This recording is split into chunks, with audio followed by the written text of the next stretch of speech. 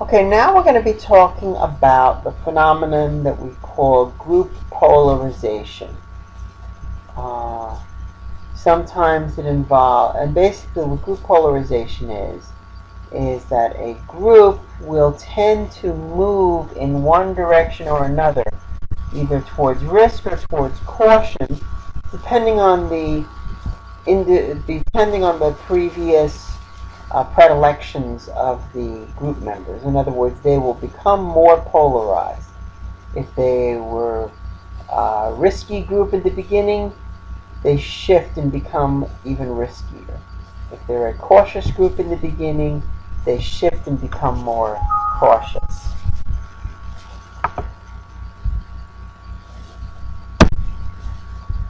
So here's an example. Here's the story, the example discussed in the book. This is the research basically where people are asked their opinions on this particular case about the electrical engineer who's married, has a child, and is offered a position with a small company which has an uncertain future but has higher pay and a possibility for ownership.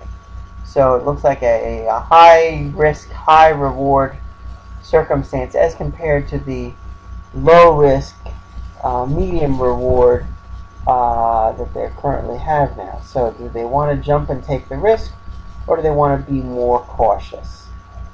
And people answer their question how much they would say. And when people get into a group, they tend to be more on either the cautious side or the risky side. So if you took a group of people who answered more or less to go ahead and take the job, where you put them together in a group, versus a group that said no, you should stick with the job you've got.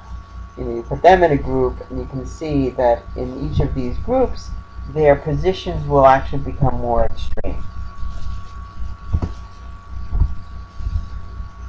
The phenomenon was originally called the risky shift phenomenon, where the researcher essentially discovered that when the group got together into a meeting, their decision that when they came out was more extreme, more risky than the beliefs they originally started with as individuals. So by getting together into groups, they kind of developed the risky shift. But what was discovered later is that the risky shift happens for groups that already tend to be more tolerant of risk. When a group is not tolerant of risk, when they are more cautious, the polarization goes in the other direction, where the groups become even more cautious than individuals. So there are a number of theories which attempt to explain what is going on here. One is social comparison theory. Essentially, you are observing what everybody else is saying, and you're observing what everybody else is doing, and you're kind of comparing yourself to them, and you kind of want to be like them and be in there, so you tend not to go in the opposite direction. If the group was tending to be more risky, you kind of just see how everybody is doing, and you just kind of compare yourself to them and say, okay, I guess I'll be risky as well to join in with the group. The persuasive arguments theory argues that you may have heard in your discussion, remember how we shared information here, right? You all have the beliefs about a particular decision, maybe to be more risky or to be more cautious, but you hear other people make arguments about it. Some of these arguments you thought of also, but some of those arguments are new arguments that you didn't think of that. And that may even strengthen your resolve to your position, because they're coming up with the arguments even you haven't thought of. And by the way, what that does is that it increases your shift, either towards a risky shift or a cautious shift. Finally, social identity theory.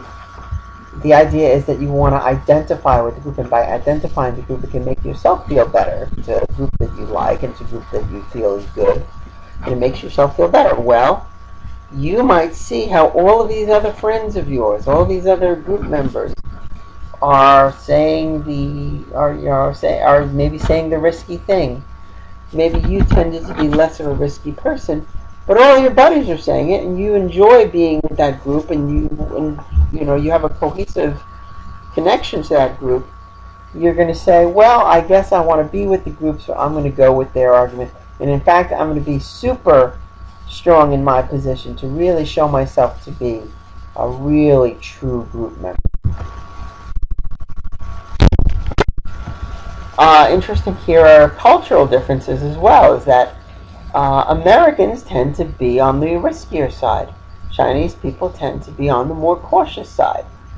For Americans, they're more likely to go into the risky shift, which it shows like here, and the cautious shift for the Chinese. And this comes after group discussion. So the group discussion, you get together, how you're all kind of on the same page, and it makes your positions more extreme.